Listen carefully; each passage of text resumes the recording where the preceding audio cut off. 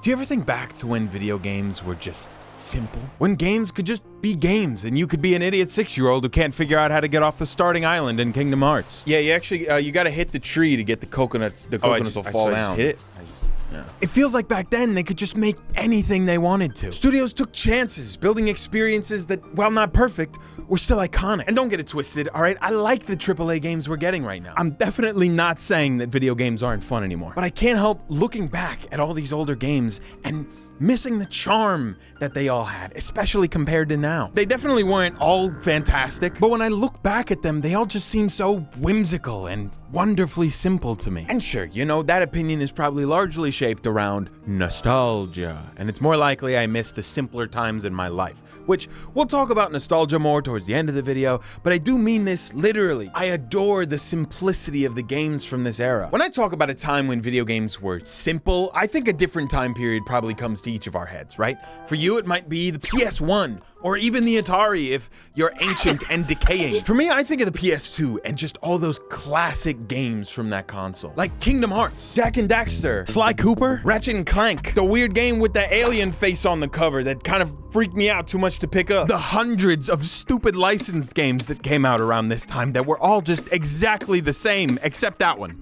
I loved that one. When every game didn't have to be a groundbreaking cinematic masterpiece and it could just be a fun game. One aspect I really admire about those PS2 games is that they seem to prioritize gameplay and fun over anything. Whereas anymore, it seems gameplay gets sidelined by the cutscenes and the story. The gaming industry has changed a lot over the years, okay? It's not your grandpa's GameCube anymore. We got esports teams and VR chat twerk-offs now. The Last of Us is a phenomenal game series that tells a familiar yet strikingly unique story and has some of the best character writing I've ever seen in a video game. Due to some not so careful redactions, we learned that on their latest entry, The Last of Us Part 2, Naughty Dog spent $220 million over the course of 6 years to develop the game. To put that into perspective, they developed the first Crash Bandicoot game for $1.7 million.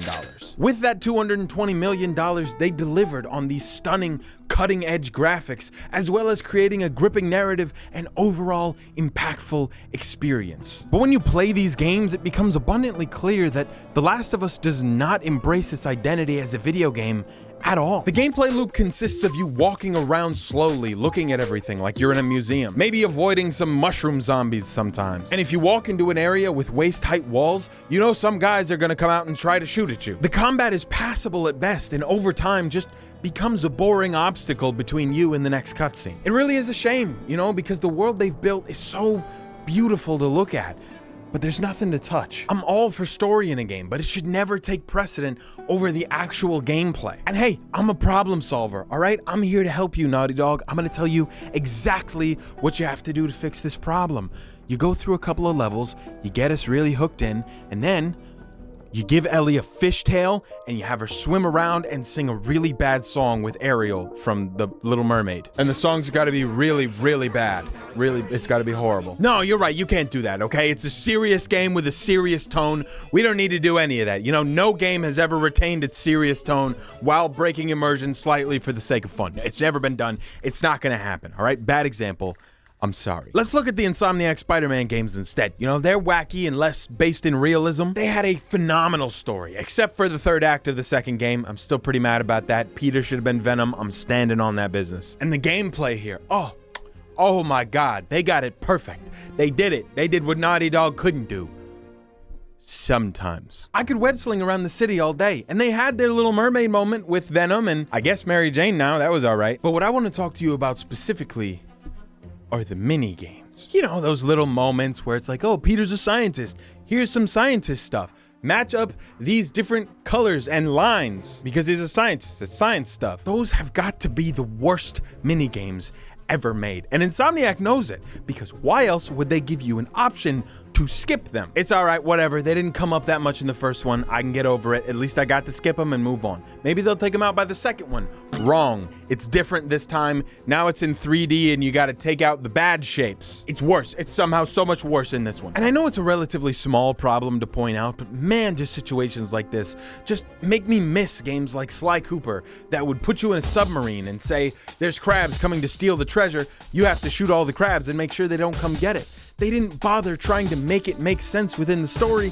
They just made something fun. I don't think every AAA game needs to be goofy, but I do think that video games are at their best when they embrace their identity as video games and deliver experiences only they can. It seems like they really went in this direction because these cinematic games have the most wide reach. They don't really want to risk it with something that might not appeal to everyone, right? We could never get an insane concept like Kingdom Hearts made today. The idea of taking these two insanely different franchises, Final Fantasy, a JRPG series, and the Disney multiverse, and mashing them together in some big world-hopping adventure led by a character nobody's ever heard of. That is just not something we would get today. And do you know how this idea came to be? Well, apparently back in the 90s, Square Enix and Disney both had offices in the same building. And one fateful day, an employee from Square Enix and an employee from Disney just so happened to end up in the same elevator.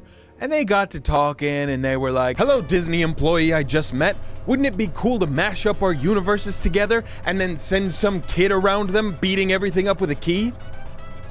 And that, kids, is how Kingdom Hearts came to be. I read it on nextshark.com, so you know it's true. If there ever was a video game that embraced its identity as a video game, it is goddamn Kingdom Hearts. This game makes no sense, but is so much fun. Why the hell is Cloud from Final Fantasy making a deal with Hades and fighting in the hero games on Olympus? I don't know, who cares? I'm Sora and I'm gonna hit this big dog with a key I found. When you travel between the different Disney worlds in Kingdom Hearts, sometimes the art style, the character designs, and even entire gameplay mechanics will change based on where you go. I keep referencing the Little Mermaid level in Kingdom Hearts because genuinely when I played this, it was so mind-blowing to me. I love that even at a point so deep into this game, they were still willing to change the fundamental mechanics of how you play it just to keep things fresh. And don't even get me started on the goddamn Gumi ship. I don't know if it's Gumi or Gummy, I've been saying Gumi. When I first played it, it was kind of annoying at first. I was thinking, why am I doing this? But now anymore, I'm traveling between the worlds and I'm up in the Gumi ship. I'm just shooting stuff. Why the hell do they need a spaceship to get between the Disney worlds? I don't know why they thought they needed a spaceship, but it was awesome.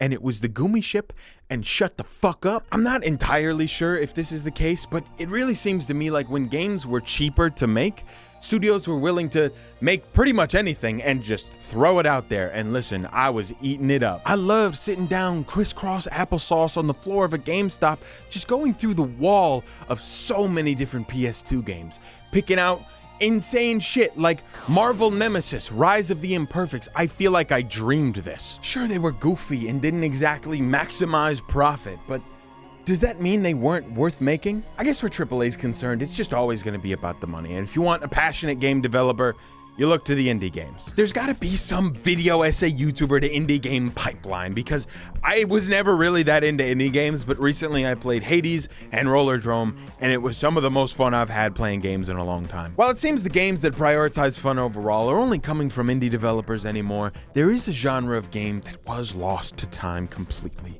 And that, my friends, is the shitty licensed games. This has got to be the greatest loss in my lifetimes. Those shitty early 2000s movie tie-in licensed games that came with every mildly successful property. If there was a cartoon you liked in the early 2000s, tie-in game. If there was a movie you kind of enjoyed, tie-in game. Look up any franchise that had moderate success in this time period and add the game at the end, and you're probably gonna get something. It would be impossible to count how many there were, and they were all bad, but I loved them anyway. Like the Cat in the Hat movie tie-in game, what a beautiful nightmare that was. Give me a bottle of Dayquil and the Cat in the Hat PS2 game, and I'm having a great week. If you've ever played one of these games before, you've probably seen this little intro screen.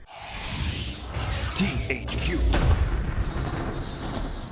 THQ was responsible for not all, but a lot of these tie-in games. It seemed their business model was to buy up the license for a mildly successful property, pump out a cheap, easy game, and launch it right when that movie or TV show was peaking in popularity so that they could feed off of that hype. And clearly it worked, because in the span of a couple of years, they released literal hundreds of games. They hit the cartoons hard. They got Jimmy Neutron, Scooby-Doo, so much SpongeBob, Fairly Odd Parents, Tack and the Motherfudging Power of Juju, this one was a banger, Rugrats, Teen Titans, Barnyard, Danny Phantom, Avatar The Last Airbender. Seriously, so much SpongeBob. And they hit the movies too. Cars, The Incredibles, Ratatouille, Wall-E, Up. They had Star Wars under their belt, and Episode 3 was a slapper. These guys dominated the licensed tie-in games, and eventually, they just stopped. I was looking around the internet trying to figure out why they stopped. Where did these go? And everything I found kind of suggested that they didn't stop making them, but they moved over to the more profitable sector of the video game market, the mobile games. Hey, just was wondering, is this an out-of-season April Fool's joke? No. And you know what? They were probably right to do so. Even I ended up spending money in Family Guy: The Quest for Stuff. I wanted to build my Quahog to look cool. Holy fuck. There were a lot of these games, and most of them were bad. But for every 100 shitty cookie-cutter games, there was one gem. Odds are, if you had a PS2, you probably played The Simpsons Hit and Run, which by all means should have just been another shitty tie-in in the series of shitty tie-ins. But this one just so happened to be amazing. It was a GTA clone that was like better than GTA. In fact, it did the multiple characters, the character switching, before GTA 5 did it. That means The Simpsons predicted GTA 5. It is time to write another Kotaku article. Some of my personal favorites were The Matrix: Path of Neo. I don't know why I liked this. I'd never seen The Matrix. I just really was drawn to this game because it made me feel like insane. I don't know how to describe it. I loved the Star Wars Episode 3 tie-in game because it had this cool alternate ending,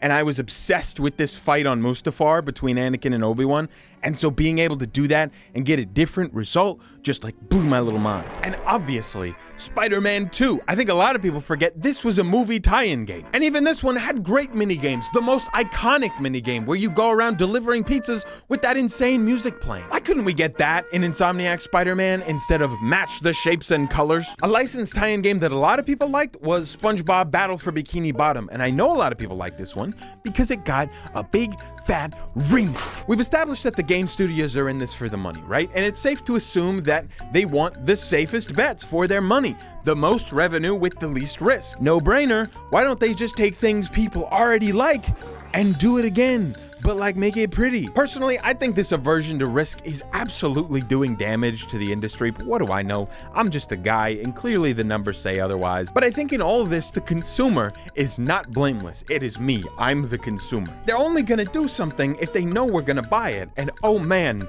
am I gonna buy it. I've been loving the remakes lately, I'm not gonna lie. I don't really think we needed 5 iterations of the 2 Last of Us games, but for example, like Resident Evil 4 remake or the Dead Space remake, or some of my favorite games in 2023. They may have been remakes, yes, rehashing old ideas, but I felt like in those 2 examples specifically, they expanded the gameplay systems and made changes that honestly justified a remake. In Dead Space alone, the zero gravity overhaul was game-changing, as well as a voiced protagonist where there wasn't one before. So they're not just throwing stuff out, they actually do seem to care about some of these games. The Resident Evil 4 remake was a breath of fresh air for me because I got the quality of life from a AAA game, but the goofy, campy fun from a PS2 game. The graphics were stunning and the gameplay was tight and well optimized, and I also got to go up to the shady weapons dealer and buy a rocket launcher to just shoot the final boss with.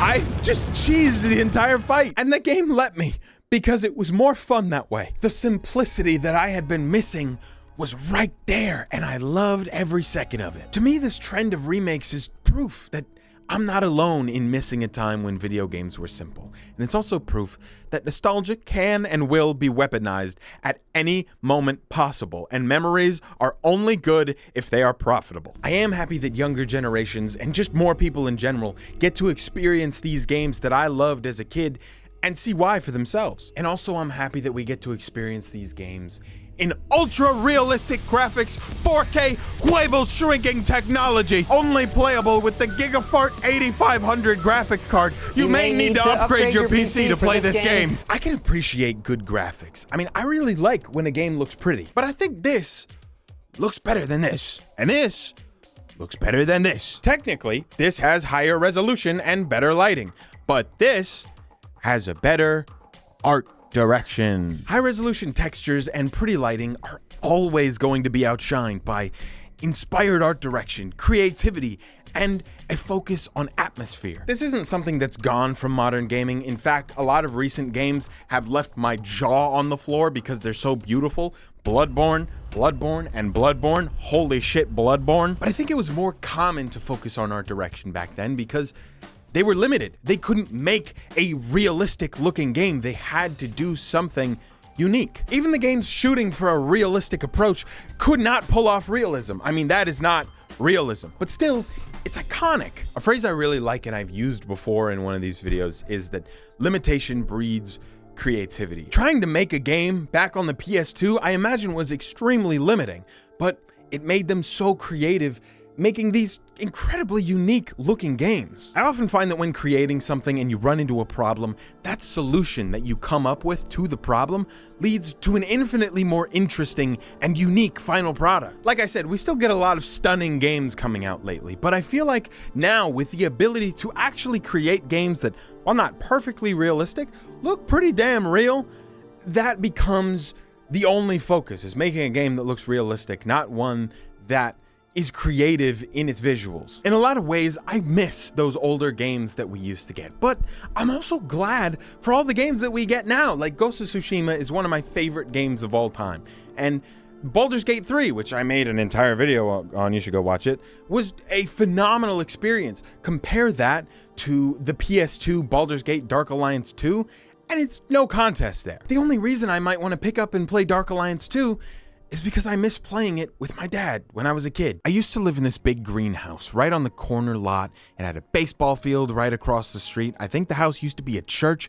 It was definitely haunted. I was 8 years old when that house caught fire. I remember I was watching SpongeBob and I walked into the kitchen and I saw these crazy flames up all over the place. Long story short, the house got completely ruined and my dad got hurt pretty bad. But he recovered fine. They just took some skin from his butt and put it on his hand. I call it his butt hand. This house though was mostly ruined and the property had a separate garage, like a barn kind of thing. And that garage had an attic. Well, my dad decided that we were gonna fix up the house ourselves and live up in that attic. Him and I shared this airbed up there, and right next to it was a projector that I had hooked up my PlayStation 2 and my original Xbox to. During the day, I'd obviously go to school, and then when I got home, I'd help him build however I could. You know, there wasn't much I could do. I was 8, but I remember doing things like helping him put up the ceiling or chip away at the old stone slate in the fireplace. And when we were done for the day, I would go up and play on that PS2 non-stop. Not to get into too much detail, I'm just some guy on the internet. You don't know me. But I was having a hard time. Something about swinging around the city in Spider-Man 2 just made it all melt away, you know? I wasn't Zach with all this stress and all these problems I didn't understand. I was Spider-Man. I can only imagine how my dad felt at the time, but he always seemed happy when him and I were playing a video game together. He was just watching me play one, but we had a ton of fun and we would just laugh and hang out together playing Halo 2 on the Xbox, just going through the campaign. And it was in moments like that where it really felt like everything melted away. It didn't feel like we had just lost everything. You know, it felt like we had everything that we could ever need. And it's funny, now sometimes just hearing that PS2 sound, I'm back up in the attic with my dad. Nostalgia is a funny thing that can make you look back fondly on things that might not have been so great, but were somehow perfect in their own way. And escapism through simple pleasures like video games will always be important. I think we all have that game, or just media in general, that was able to give us a break from a hard time in our lives and made us hold on to that experience forever. And so now we judge that media by what it did for us rather than what it actually is. I'd love to hear if there was anything like that that stuck with you, you know, either in a comment or send it to my email at this point. I don't care. I can't promise I'll get back to you, but if you want to, shoot me an email. I might see it. Thank you so much for over 100,000 subscribers. Geek really likes the plaque, so that's good. We send it off to him. He's the real hero here. 100K is crazy. You know, I started another channel a while ago, and it took me so long. I was trying so hard to get to 100K. And with this one, I wasn't even trying. I just kind of did it. I mean, we did it, I guess. I don't know. That shit's cool. This is a cool thing to do. This is my simple pleasure now. So please simply click the card right here and watch another video. This got way too sappy. Click on some other funny shit, please. Okay, goodbye.